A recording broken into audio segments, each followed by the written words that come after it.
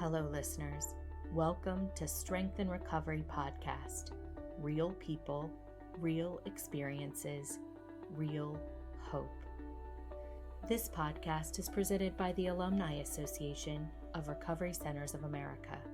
I'm your host, Jay Rodenbush, the Director of Alumni Engagement at RCA.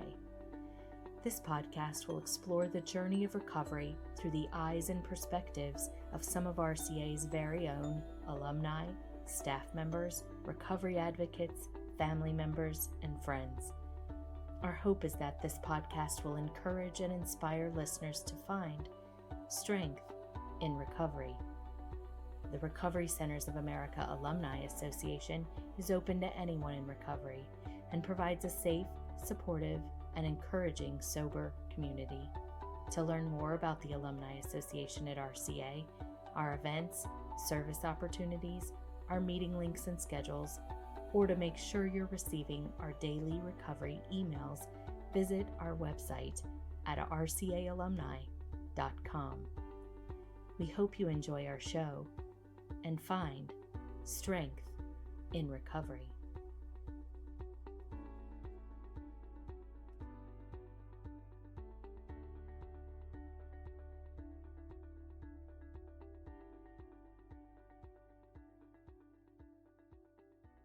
Hi, I'm Jay Rodenbush, Director of Alumni Engagement for Recovery Centers of America.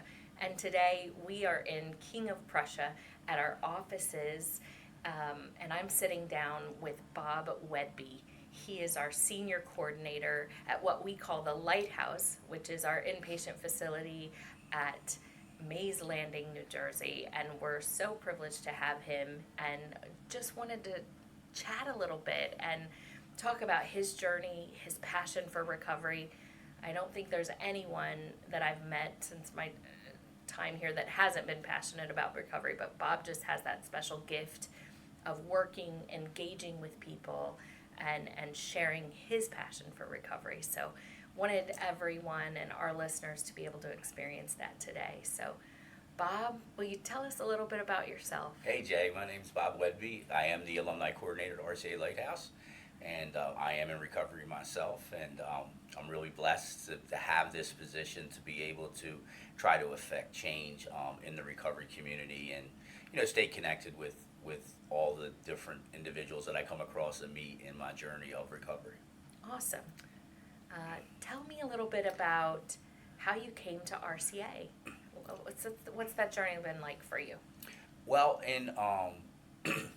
I suffer from alcohol and drug addiction, and it was getting pretty bad for me in the beginning of 2016. So I decided that I needed to seek help. It was a scary situation for me, not knowing a lot about the process. I was 51 years old when I came in, so I guess you can kind of say I was set in my ways and stuff like that. So when I entered treatment, I think it was March 23rd of 2016. I entered treatment at RCA Lighthouse at Mays Landing. And why that moment? Why then? A lot of times they talk about the gift of separation or desperation. Mm-hmm. I had ran out of options, or it was really very difficult for me to see any path forward in the current situation that I was in. And so at that time, treatment looked like a really good idea, and I'm blessed to live maybe 15-20 minutes from the Lighthouse. I live in Estelle Manor, which is right outside of Mays Landing, and so actually I'm patient number 18. Awesome. Yeah, so I had to wait a couple days to get in because they were just actually ramping up. Like I said, I think it was March 23rd, and RCA began their journey in recovery on March 7th of that same year. So I kind of feel like I've grown with them the whole time. I'm an RCA baby, even though I'm 57 years old, and anything I really know about recovery is either through RCA and RCA Lighthouse itself, or the recovery community that is so involved and connected to our facility. So. Why don't you take us to that first day, the day you're walking through the doors at RCA Lighthouse? It's got to be a little intimidating. Yeah, fear. I guess the word that I would use for how I felt that moment was an intense amount of fear. Not knowing the unknown. It's really interesting for people in recovery to recognize that you have to make change, but actually do that change. And I don't know why, but as I was in the car, what I remember of it is the closer I got, the scarier I got. And entering those doors, I probably, if it's fair to say, I wasn't a model, patient early in treatment. I'm a bigger guy, and I have a pretty loud voice. So, and what I realized is actually what I realized through recovery and working and being a patient in RCA is my fear was masked by some aggressions. My fear was masked because it was just a scary situation. I didn't know how to handle it, so I struggled a little bit early with that in treatment. But yeah, it's just. So you weren't. You suffered from a little bit of resistance. There's no doubt about that. I'm sorry. Talk about it. No, don't be sorry. That's great. No, it's real interesting. It's like part of you knows that you want to enter treatment, but there's all the variables and the unknown, and quite frankly, the uncertainty of it. So when I walked through that door on March 23rd, 2016, that was the worst day of my life up to that point. But the beautiful part of that is I can look back on that day today and I can say that was one of the best moments of my life, because that's when my life changed its trajectory and started coming back to the sunlight and coming back to, to who I am as a person, as opposed as a person who is suffering from, active drug addiction. And that was pretty powerful. And we talk a lot about in recovery about perspective. You change your perspective of how a moment had looked to you as you grow. And I can't help, I get to walk through that door every day now. The same door that I was afraid to come through. And I'm blessed to walk through that door every day. Wow. And tell me now, as alumni coordinators, our goal is to connect with patients within the first 24 to 48 hours that they arrive at an RCA facility. We just want that connection. So tell me how you do that. What's that like when you go up to patients, you see the fear in their eyes, you know the fear in their eyes because you've experienced it. What do you say to them? I just try to have a true, authentic conversation. First thing I say is hello. I say hello. Hi, my name's Bob. What's your name? Where are you from? I try to normalize the conversation as much as possible. And again, I think going through that process myself, I have a lot of empathy and understanding of what they're going through. And to be able to relay that to them and let them know, and honestly, to be an example of someone who felt just like they did, but now I'm actually able to be on the other side talking to them about that. Most people come into treatment, they feel the same way I did. They're scared. They got a lot of external things going on in their lives that probably aren't working out maybe like they would want to, so they have a lot of that hanging over them. So just let them know that, they're not the first one that's been through the process, and quite frankly, that those feelings are normal in that. They're normal feelings for a human being in that situation, and, it's just a relatability. It's just conversations. It's just connections, I like to get to know the folks. I like to get to know them, who they are as an individual, where they're from, how many children they have, are they married, what's their occupation, and because I think that's important. People want to be heard. They deserve to be heard, and if you're struggling then at that time, just to start that little bit of kernel of connection with them, I think is really, really important. So what is treatment like? When someone walks through those doors, what is that journey? It's really, we want to talk about my personal journey. Yeah, let's go back there. Yeah, so, the substances I was suffering, I was using opiates and alcohol, so I had to detox from them. So the detox process for me was about 7 days. It wasn't nearly as bad as I thought it was, or maybe I had it how it had magnified in my mind. So physically, for the first couple of days, I didn't feel great. I kind of had like the flu. Had a lot of thoughts going in my mind. But I got to tell you, and I'm in so many points in my life, I'm truly blessed, because my roommate, who we actually shared the same birthday, different years, the same birthday, he had been through the process before, and he even though maybe I was a little bit grumpy and stuff like that, he would actually help me out a lot, explain the situation to me.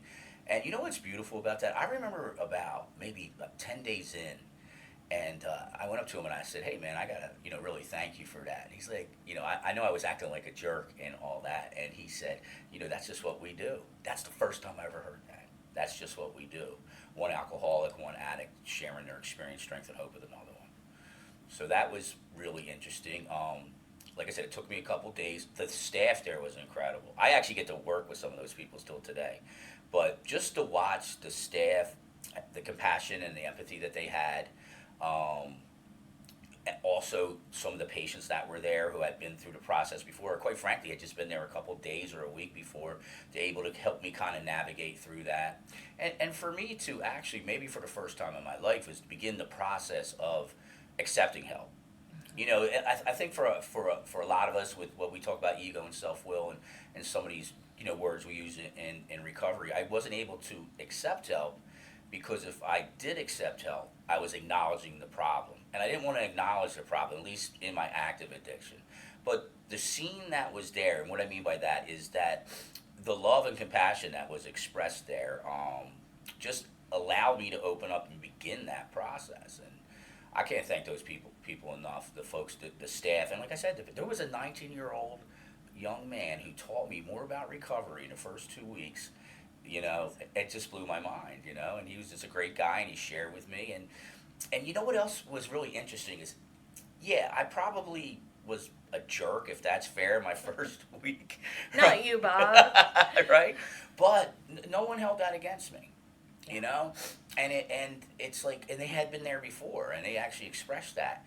So it was really interesting in the sense that I let my guard down because of that, because I always thought, like, I would act inappropriately, let's say, and then relationships would be broken because of that. But these folks were like, no, we're not giving up. We're not giving up on you. And that was for me as a person who probably suffered from people giving up on them and giving up on myself, to get that experience, to feel it in your soul is the best way to describe it. Like, you see it, you feel it. And I remember probably like a week into treatment, I woke up, I was lying in my bed, and I was looking up at the ceiling, and I said, Bob, you have tried every other possible way to overcome some of these difficulties you're having. Why don't you just go ahead and try what these folks are, asking you to do? And it's amazing. I walked out of my room, walked down that hallway, and I was a different person. Surrender. I surrendered, exactly. And it's like, and it's hard. I'm not gonna lie, it's hard, but it's essential, To give up control and to trust are some of the most difficult things that a human being can do, but it's the gateway to a new future. So you have this beginning, and you've got 30 days, you're open, and it's time to leave. Mm-hmm.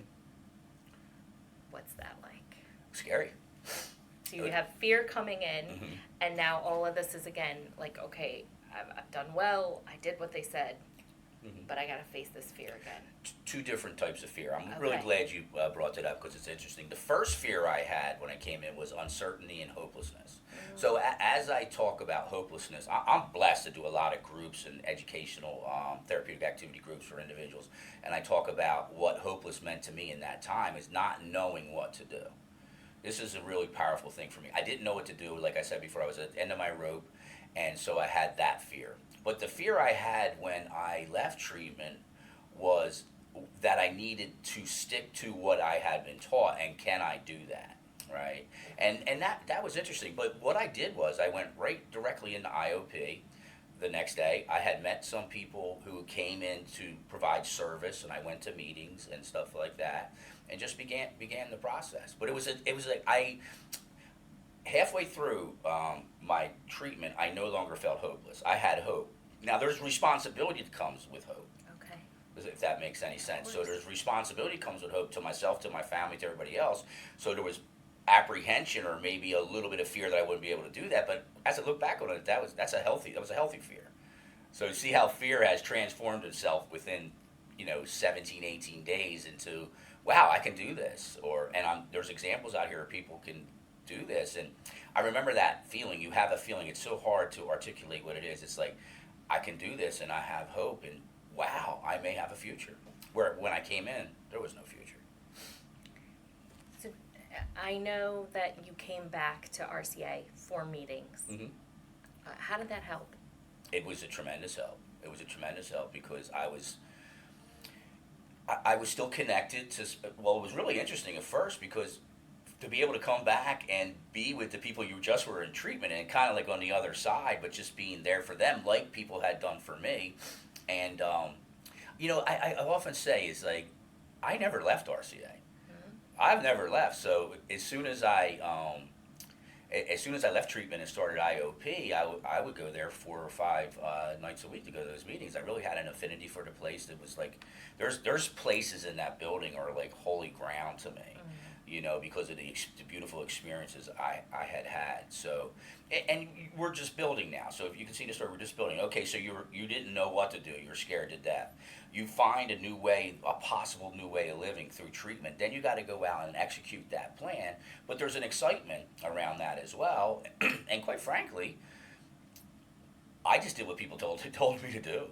Is that why you chose IOP to continue your treatment? I did. As a matter of fact, I stayed in IOP way longer than I was necessarily mandated because I loved IOP so much.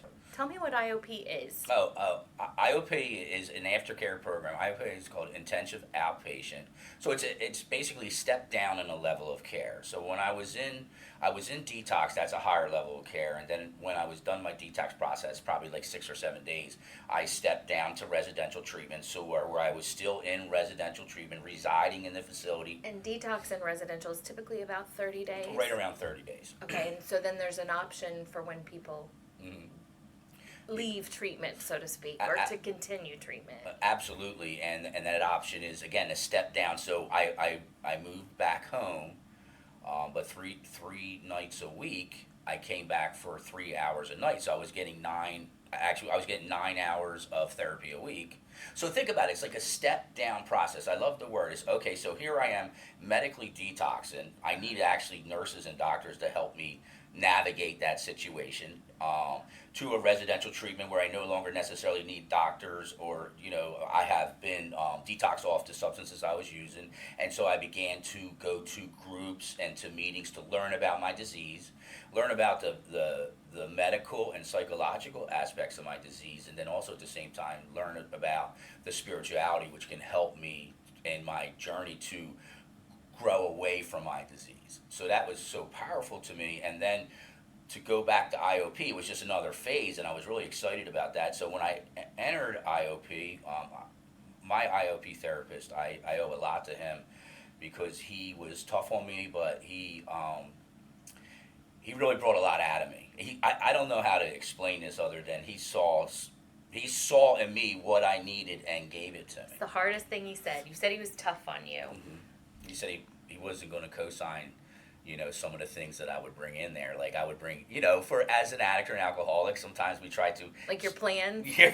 He didn't like your plan? No, and he told me I had to get honest with myself. And so when I was being dishonest and he knew that, he told me about that, right? And, the interesting part of that is maybe earlier in my life, I would have ended the relationship right there, but I respected that. I respected the man. I respected the process. And like I said before, I was told this is the process that I have to go through, and I bought into that, And I got to be honest with you, after a month or maybe 6 weeks, he would sit in there and let me run groups right from the very, I don't know, man. If I'm honest with you, the man came up to me one day and he said, hey, you can go back to school and become a therapist. And I was like, go back to school? I didn't even finish school. He said, you can actually go back to, and I said to him, are you saying you think I'd be a good therapist? He said, you're a natural at this. And, man, that was a beautiful thing. So I didn't. So do you think that is what opened the door for you to think about working in treatment? Absolutely. Well, it was a big part of it. But again, going back to the service piece, when I saw the people, the staff, but also the patient, my peers that were so willing to help for altruistic reasons, I wanted to be a part of that. It made me feel good about myself again. And it's interesting. I had to wear, like, they gave us like an RCA like a sweater. And I would wear the sweater, and then after a while, the new patients, when they came in, they thought I was a staff member, because I was really excited about when folks came in, just to give them the lay of the land, tell them about what's going on. This is the process going through that, and I derived a great amount of it was bringing my self-esteem back to where I needed. So you finished treatment, 30-day treatment, Mm-hmm. then you go to intensive outpatient, and you're attending meetings Mm-hmm. right back at RCA, and then you start working for Yeah, RCA. yeah. I'm blessed. So I kept bugging them. So they finally let me work there. It was like 18 months, and I 18 months. About right around 18 That months. process. Yeah. So and I think that amount of time was important for me because I was able to grow in my recovery. I was able to solidify my recovery. I started going. I'm a member of Alcoholics Anonymous. I started going to meetings. I went through the 12 steps. My sponsor is also a alumnus of RCA, so he would come back. So I was introduced to a whole bunch of different meetings, and just going back there and seeing the generations, for lack of a better word, of patients coming through, and then actually seeing them go out in the community, I was just drawn to it. So when there was an opportunity to open up to be kind of like a driver and an RSS, I jumped at the chance. So your first job at RCA was as a driver. Yeah, was a driver. Yeah, what a great job. I love that job. Oh yeah. I think our drivers are some of my favorite people at our sites. It's such a vital job in the fact that we're the first face that struggling people see when they get in that car. And I think a driver can make and break a relationship about what the facility's about. So for me, that again, in the 12-step programs and what I was being taught is just to share your experience, strength, and hope. So I was trying to do that, and just to be able to talk to people about what's going on with them, especially recognizing that they're going through the same experience that I had done. So I really love to do that. At the same time, I was an RSS, recovery support specialist. So tell me what an RSS is. It's the backbone of the facility. In what way? They are right there, and they have the most contact with the patients. They have the eyes on the patients, and they're just there to help the patients navigate through where they got to go, where they got to be. If there's a doctor's appointment, a therapist appointment, or something, they help them with that.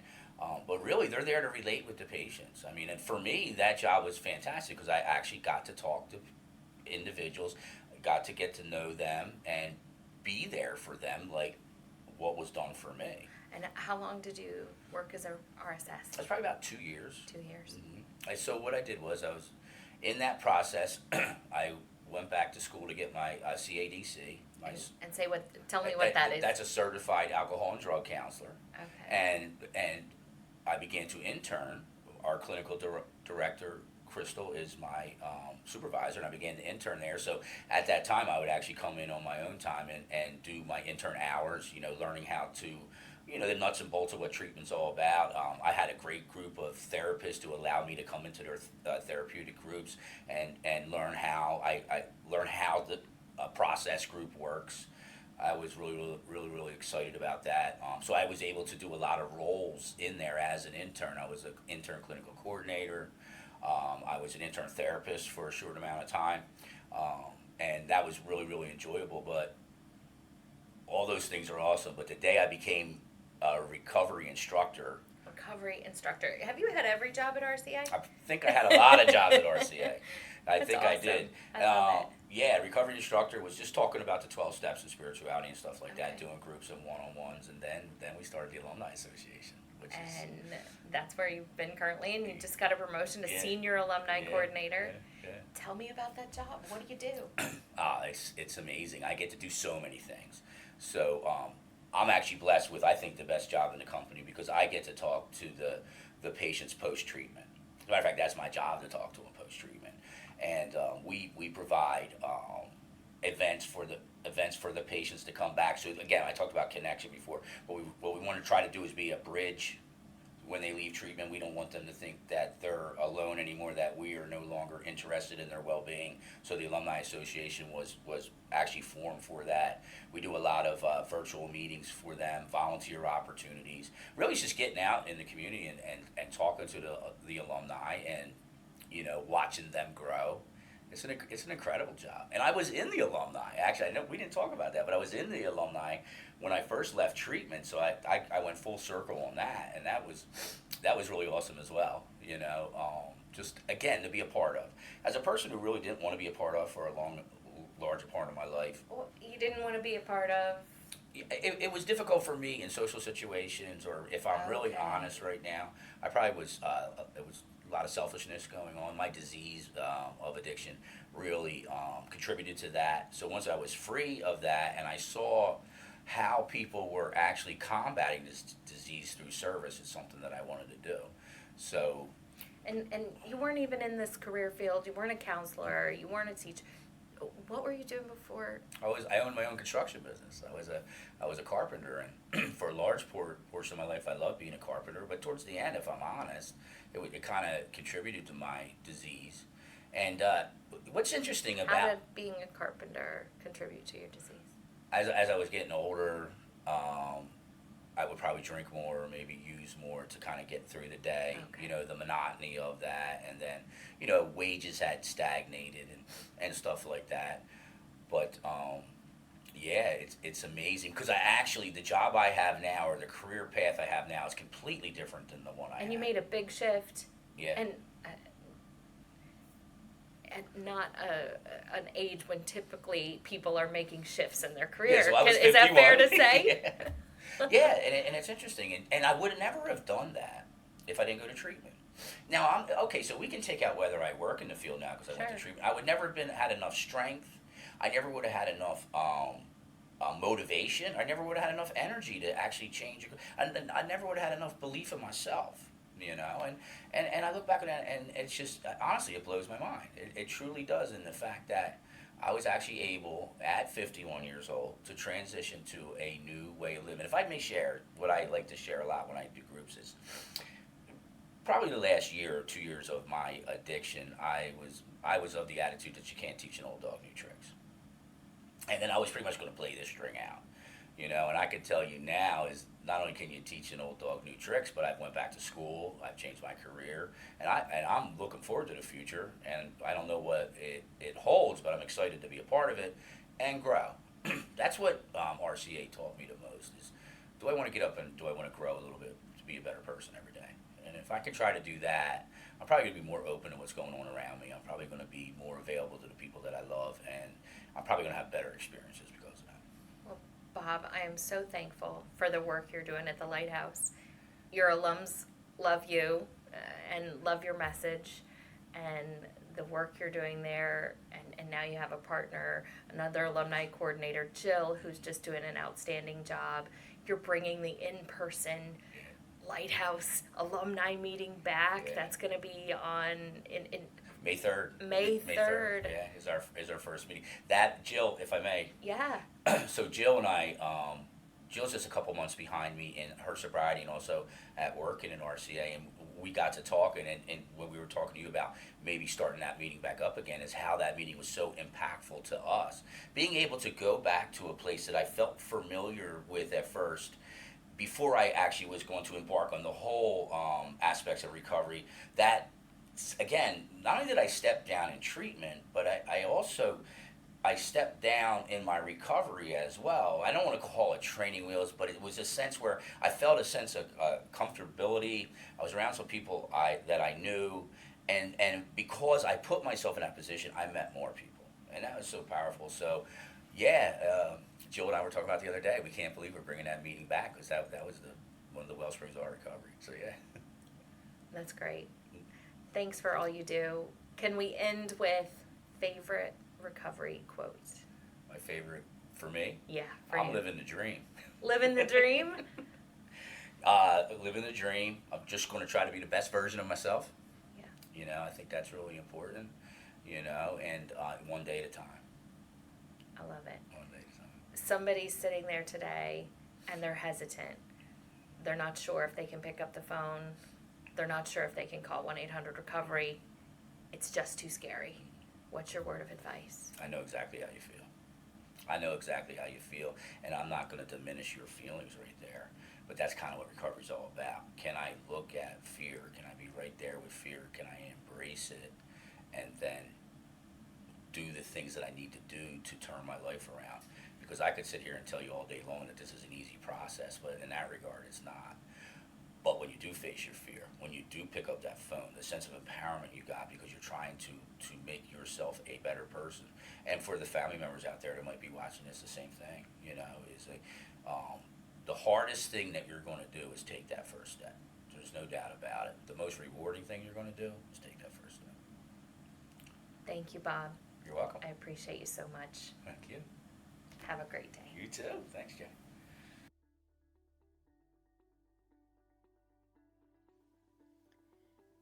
Thank you for joining us today for the Strength and Recovery podcast.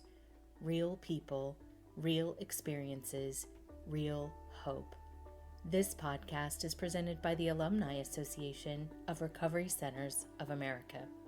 If you're interested in learning more, visit rcaalumni.com. Here, you can fill out our web form to make sure you're receiving our daily recovery emails and are notified of special events. The Alumni Association of RCA exists to connect individuals to an active recovery community. It is our goal to work with alumni to help them succeed, belong, and ultimately serve others. We help our alumni succeed by hosting more than 120 recovery support meetings per month, with both virtual and in-person offerings of big book studies, speaker meetings, beginners meetings, Monday through Friday daily inspiration meetings, meetings for men and women, and faith-based meetings. Second, we create a welcoming community that provides a sense of belonging with a full calendar of events each month. Speaker series, barbecues, holiday celebrations, bowling, sporting events, theater shows, and much more. Thirdly, we provide an opportunity for our alumni to serve both the recovery community and in our local neighborhoods.